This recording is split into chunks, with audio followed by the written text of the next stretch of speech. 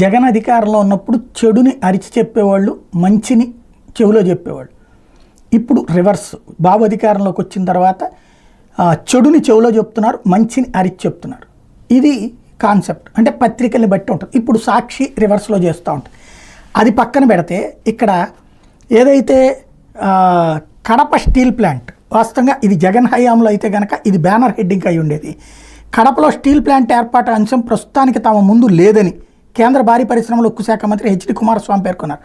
విషయం తమ ముందు వచ్చినప్పుడు పరిశీలించడానికి ప్రయత్నిస్తామన్నారు.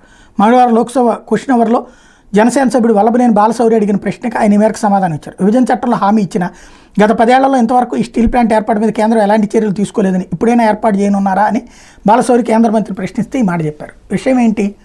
అప్పట్లో చంద్రబాబు గారి అధికారంలో ఉన్నప్పుడు సీఎం రమేష్ ఆమరణ నిరాదీక్ష చేసి ఆయన దానికి విరమింపజేస్తూ అప్పుడు సీఎం రమేష్ ఆధ్వర్యంలోనే ఒక స్టీల్ ప్లాంట్ పెడుతున్నట్టు ప్రకటించారో, ఒక భూమి పూజ అయిపోయింది.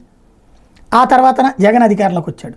అది పక్కన పెట్టేసి ఈయన ఇంకో ప్లేస్లో జిందాల్ కంపెనీకి స్టీల్ ప్లాంట్ పెట్టడానికి ఓకే చేశారు. అంతా సెట్ అయింది. దానికి సంబంధించిన ప్రారంభం పనులు జరిగినాయి. ఈలోపు మళ్ళీ ప్రభుత్వం మారేటప్పటికి అదే జిందాల్ పెట్టుబడి పెడతానన్నారు అన్నటువంటి పాయింట్, అదే ప్లేస్ వేరే చోట పెడతానన్నారని అప్పుడు ప్రభుత్వం ప్రకటించింది. ఈలోపు ఆ జిందాల్ మీదన ఏదైతే ముంబై నటి కేసు, జత్వాని కేసు నడిచింది.